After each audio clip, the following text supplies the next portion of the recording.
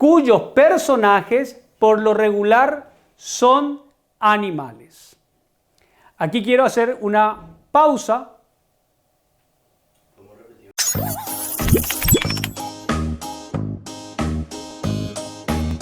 Bienvenidos chicos a nuestra tercera clase de comunicación. Soy el profesor Juan Tomás Fonseca y vamos a darle continuidad a lo que venimos desarrollando.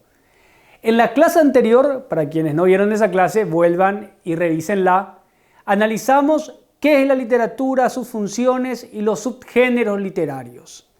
Hoy nos vamos a ocupar con más detalle del primer subgénero literario o del primer género literario, que es el género épico. Vamos a analizar lo que es el género épico y vamos a analizar 4 subgéneros fundamentales dentro del género épico: la novela, el cuento, la epopeya y la fábula. Dicho esto, pasemos al desarrollo de la clase. Nosotros habíamos visto en la clase anterior que cada género tiene un conjunto de características. Y habíamos dicho que una de las principales del género épico es la de tener un narrador. Este narrador puede, pero por lo regular no coincide con el autor de la obra. Es decir, no hay que confundir autor y narrador. Ahora, el personaje, la persona que narra la historia, puede hacerlo desde 3 perspectivas fundamentales. Puede ser un narrador protagonista, como ocurriría, por ejemplo, con El túnel de Sábato, donde el personaje Juan Pablo Castel nos cuenta lo que ocurrió o las razones por las cuales cometió un crimen. Aquí tenemos un narrador protagonista. Podemos tener un narrador testigo, como es el caso de las célebres obras de Sir Conan Doyle, autor de Sherlock Holmes, donde el doctor Watson, acompañante del célebre Holmes, es quien nos cuenta acerca de las aventuras del protagonista. Fíjense, en este primer caso, el narrador es el protagonista. En este segundo caso, el narrador fue testigo de una u otra manera de las hazañas del protagonista. Por lo que hay distintos niveles narrativos: primera persona, segunda persona o tercera persona. El narrador omnisciente se caracteriza por un conocimiento total de los sentimientos, emociones, pensamientos, experiencias, aconteceres, lugares y tiempos en los que transcurre la novela. Por eso decimos que es un omnisciente, lo sabe absolutamente todo. El testigo solo sabe aquello que vio, aquello de lo que fue testigo. El protagonista siempre narra desde su experiencia, desde su subjetividad. No puede saber lo que otro personaje de la novela por él narrada o por el cuento por él narrado siente o experimenta. Puede suponerlo, pero siempre desde su perspectiva. Ahora fíjense que nosotros tenemos narrador, protagonista, testigo y omnisciente. Dependiendo de desde dónde se narra la obra, acuérdense del género épico, estos narradores, el protagonista y el testigo, se dice que son intradiegéticos. Diégesis significa narración, significa relato. Decimos que son intradiegéticos porque ambos tipos de narradores forman parte de la narración, forman parte de la historia narrada, forman parte del relato. Mientras que el narrador omnisciente decimos que es extradiegético. Son importantes acá los prefijos intra, extra, porque está por fuera del relato, por fuera de la historia. Un ejemplo clásico, por citar alguno, Crimen y Castigo de Fyodor Dostoyevsky. Quien narra la historia lo hace como narrador extradiegético, porque conoce absolutamente todo, puesto que es omnisciente, acerca de los pensamientos, sentimientos, emociones, experiencias e historias de los personajes involucrados en la narración. Fíjense que aquí hablé de la segunda característica de este género, y es que toda historia o toda narración tiene personajes. Estos personajes, como ustedes sabrán, pueden ser principales, que son aquellos personajes que desarrollan la acción más importante de la obra. Son aquellos personajes sobre los que recae la atención fundamental del lector. Son aquellos personajes con los que más nos involucramos a medida que transcurre la historia narrada. Los secundarios, que generalmente no tienen tanto desarrollo como los principales, y que generalmente lo que hacen es respaldar o secundar la acción de los personajes principales. Y tenemos, por ejemplo, los terciarios. Los terciarios tienen un protagonismo aún menor que los secundarios. Generalmente cumplen un rol o papel meramente complementario. Atendiendo a su profundidad psicológica, los personajes pueden ser planos o redondos. Son planos cuando no advertimos mucha complejidad psicológica, mucho desarrollo de sus caracteres, tanto pueden ser físicos o mentales. Son planos cuando el personaje empieza pensando de una manera, acaba pensando de la misma manera o no experimenta evolución. En contrapartida, los personajes redondos son aquellos personajes con gran complejidad psicológica, los personajes muy desarrollados, los personajes que evolucionan en el transcurso de la historia o del relato. Finalmente, podemos clasificar a los personajes por su naturaleza. Pueden ser ficticios.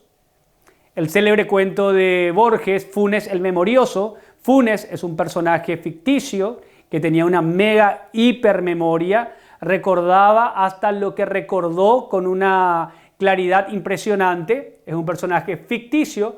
O puede ser uno histórico, un personaje que realmente existió.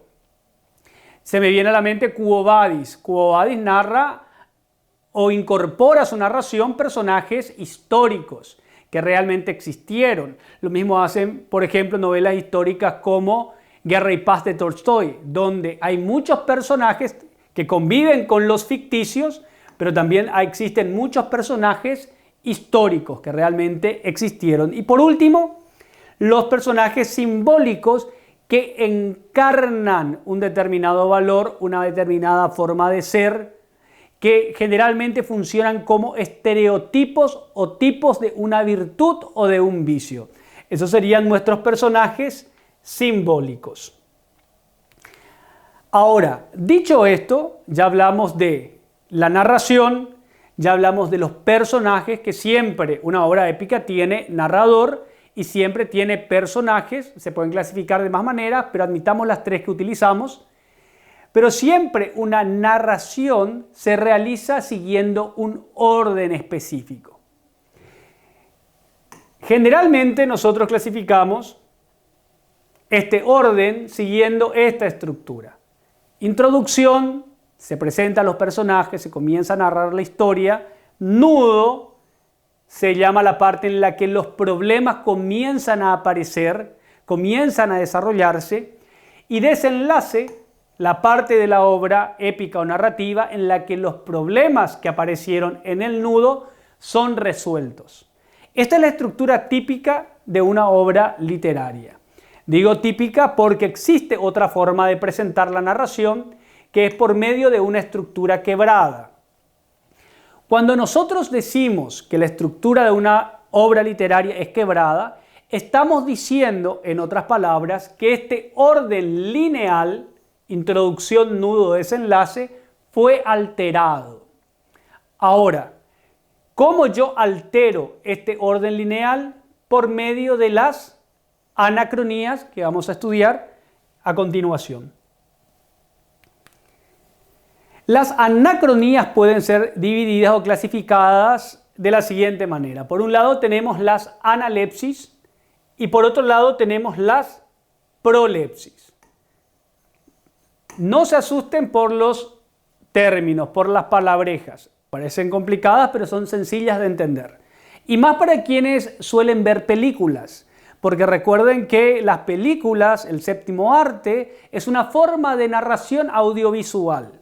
Fíjense, la analepsis se refiere a aquellas narraciones que tienen saltos al pasado. La narración se realiza en el tiempo presente, pero por momentos la historia transcurre en el pasado. Y hay dos tipos fundamentales dependiendo de la extensión de ese salto al pasado. Por un lado tenemos el flashback. El flashback es un pequeño salto al pasado. Nos están contando algo, el narrador nos está contando una historia y de repente hace un paréntesis para que contarnos que el año pasado o el mes pasado o la semana pasada estuvo conversando con alguien en una fiesta, etc. Son pequeños saltos al pasado para retornar al tiempo presente. Por otro lado, tenemos el raconto. El raconto es un gran salto al pasado. Por ejemplo, la ya citada obra El túnel de Ernesto Sábato empieza diciendo: baste decir que me llamo Juan Pablo Castel, un pintor que mató a María. Empieza por el final de la obra. La obra empieza por el final y a partir de ahí el autor comienza a narrarnos los pormenores, los detalles y todos aquellos hechos transcurridos que terminaron con el asesinato de María. Para que se entienda, este gran salto al pasado se conoce como raconto y es muy típico de películas donde la película, como por ejemplo en la película Sin Límites, la película empieza con el final para que luego la narración retome al principio de los acontecimientos para llegar nuevamente a ese final. Lo opuesto a la analepsis es la prolepsis.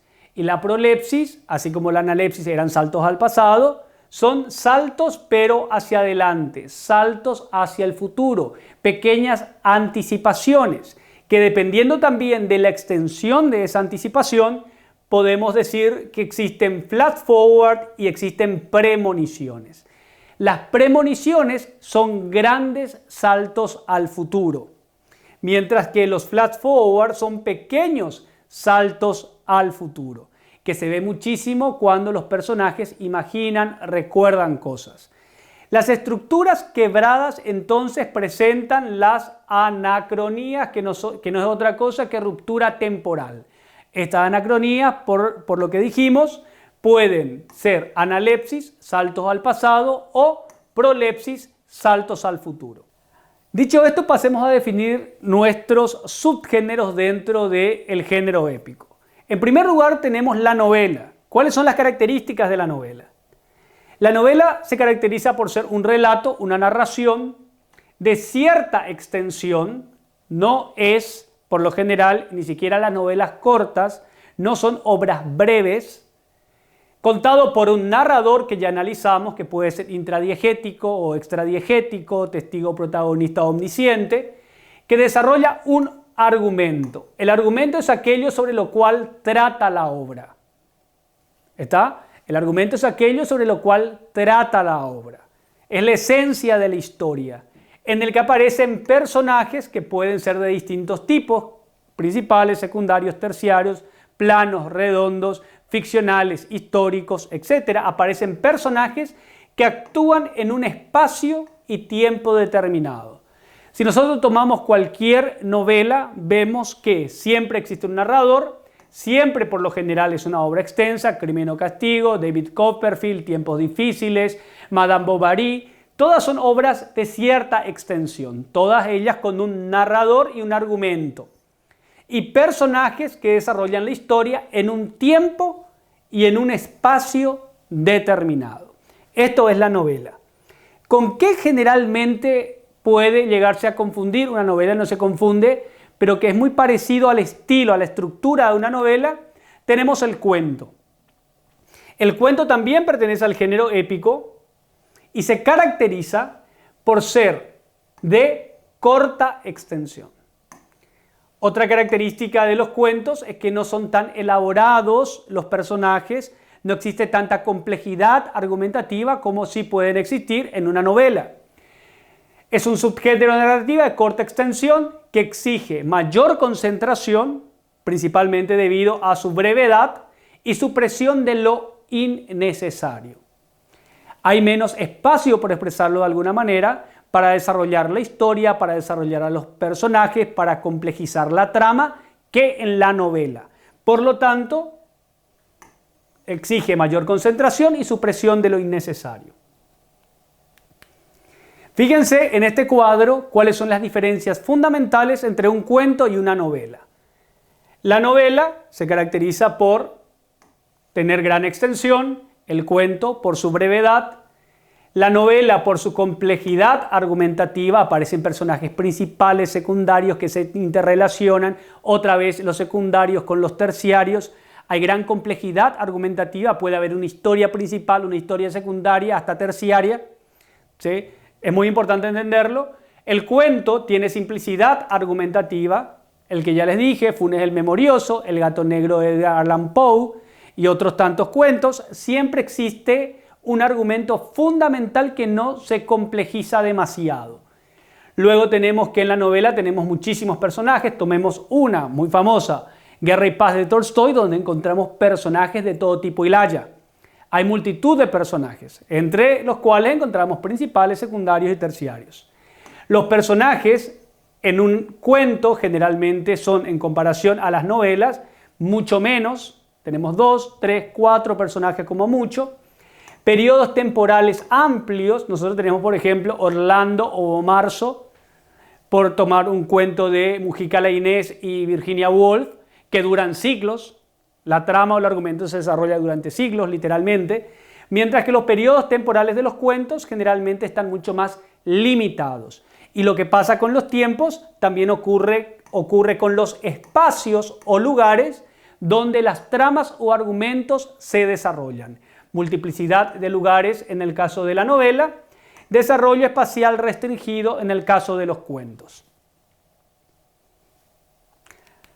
Ahora pasemos a definir lo que es una epopeya. Cada pueblo, cada nación tiene su epopeya. Nosotros cuando hablamos de la cultura occidental nos imaginamos siempre, lo primero que nos viene a la mente es la Ilíada y la Odisea de Homero, 2 epopeyas griegas. ¿Por qué se caracterizan las epopeyas? Por ser obras de gran extensión, escritas en verso. Ustedes tienen, por ejemplo, que la Odisea tiene 11.000 versos. Tienen, por ejemplo, que la Ilíada tiene 15.000 versos. Una obra mesopotámica como el Gilgamesh tiene entre 4.000 y 6.000, 8.000 versos. Ustedes tienen, por ejemplo, el Mahabharata, que es una epopeya hindú que tiene más de 100.000 versos. Entonces, fíjense que son obras extensas, escritas en versos, atribuidos a poetas legendarios. Homero es un poeta legendario, Valmiki es un poeta legendario, Vyasa es un poeta legendario, ¿sí? Y otros no tantos, porque si consideramos que la Eneida fue escrita por Virgilio, un personaje histórico claramente distinguible en el tiempo, no cumple con esta característica, pero generalmente las epopeyas son atribuidas a personajes legendarios que abordan los orígenes de un pueblo o nación.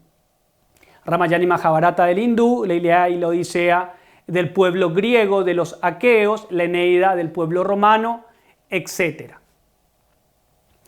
Luego tenemos la fábula. El último subgénero épico que vamos a analizar es el de la fábula. La fábula se caracteriza por ser un subgénero narrativo corto, de corta extensión, escrito en prosa o en verso. Ambas formas son admitidas por la fábula. Y ahora la característica fundamental de la fábula. Tiene un carácter moralizador, quiere dejar moraleja, quiere dejar enseñanza, cuyos personajes son generalmente animales. Analicemos una obra cortita de Jean La Fontaine para ver si se cumplen los requisitos de la fábula. Leamos la obra El cuervo y la zorra.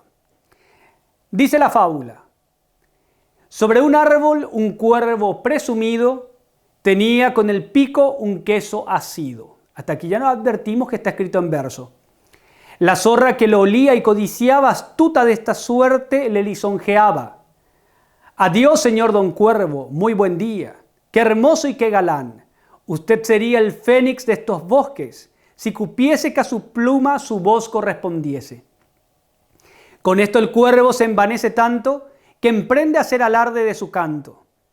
Abre el pico anchuroso, el queso suelta, atrápalo la zorra y desenvuelta le dice: sepa usted, buen caballero, que todo lisonjero vive a expensas de aquel que oídos le presta. Entonces, escuchamos la fábula y nos damos cuenta que es una narración breve, es una narración corta, en este caso está escrita en verso, tiene un carácter moralizador, porque la moraleja nos dice que no tenemos que prestar oídos a los lisonjeros, cepilleros, salameros, etc., porque siempre tratan de aprovecharse de uno. Y los personajes son animales, un cuervo y una zorra. Este mismo análisis que hicimos con la fábula, por ser la de menor extensión, ustedes pueden hacerlo con la epopeya, una novela o un cuento y verán cómo las características que analizamos concurren en ellas. Finalmente tenemos alguna selección de obras representativas de cada subgénero. Tenemos, por ejemplo, la epopeya, principales epopeyas, el poema de Gilgamesh, Ramayana, Mahabharata, Hindú, Ilíada, Odisea. Tenemos la Ilíada, la Odisea, dije, cantares de gesta, porque hay muchos autores que consideran que los cantares de gesta medievales pueden ser incluidos entre las epopeyas, así como El paraíso perdido de Milton, John Milton. Entre las novelas tenemos Crimen y castigo, David Copperfield, Madame Bovary, Hijo de hombre de Roa Bastos. Dostoyevsky, Dickens, Flaubert y Roa Bastos. Entre los cuentos, El barril de amontillado de Edgar Allan Poe, Funes el memorioso de Jorge Luis Borges, La gallina degollada de Horacio Quiroga, Harrison Bergeron, una obra distópica, muy apropiada para nuestros tiempos si quieren leer Harrison Bergeron. Entre las fábulas, El cuervo y la zorra que acabamos de leer, tenemos El oso, la mona y el cerdo, tenemos La tortuga y la liebre, una fábula famosísima de Esopo, y El lobo y el cordero. Recomendadas todas las obras sugeridas en este cuadro. Ahora, para ver si comprendimos lo que vinimos haciendo, hagamos este ejercicio. Hagamos un ejercicio de Parea. Narración breve en prosa. ¿Es una epopeya? No, no es una epopeya, porque las epopeyas son poemas escritos en versos de gran extensión. ¿Es una novela? Tampoco, porque me dice breve. Entonces, al decirme breve, puede ser un cuento o una fábula, escrita en prosa. Esta es la clave, porque las fábulas podrían estar escritas en verso o en prosa. Por lo tanto, la definición corresponde a cuento. Obra extensa en verso. ¿Cuáles eran las obras extensas? La epopeya y la novela. Pero había una diferencia fundamental. Las epopeyas están escritas en verso. Por tanto, la B sería una epopeya, porque es la única obra extensa escrita en verso. Narración corta con moraleja. ¿Cuál de estas obras, cuál de estos subgéneros épicos siempre me dejaba una moraleja? La fábula. Por tanto, la narración corta con moraleja es la fábula. Y por último, narración extensa en prosa. La que nos queda sería la novela. Con este ejercicio terminamos nuestra clase de hoy. Espero que hayan comprendido lo que es el género épico, cuáles son sus características, cuál es su estructura. Y finalmente, si entendieron todo esto, deberían de ser capaces de definir el género narrativo o género épico, reconocer las anacronías, acuérdense de las anacronías, analepsis, prolepsis, y definir qué es una novela, cuáles son sus características, qué es un cuento, cuáles son sus características, qué es una epopeya, cuáles son sus características, y qué son las fábulas y cuáles son sus características. Espero que hayan disfrutado de la clase y nos vemos en la siguiente para analizar el género lírico.